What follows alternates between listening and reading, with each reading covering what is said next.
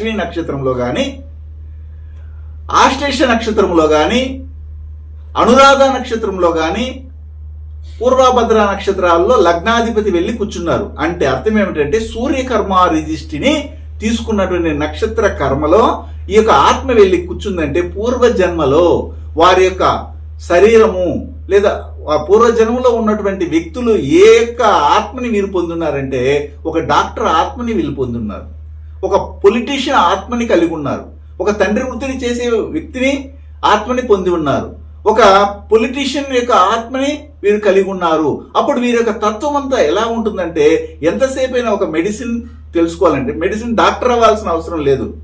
ఆ మెడిసిన్ సంబంధమైన విషయాలు తెలుసుకోవాలని, పొలిటీషియన్గా ఎదగాలని, లేకపోతే తండ్రి వృత్తినే చేపట్టాలని, లేదా ఒక అడ్మినిస్ట్రేటర్గా రానివ్వాలని, ఒక లీడర్షిప్ క్వాలిటీస్తో ముందుకు వెళ్ళాలని ఉంటుంది.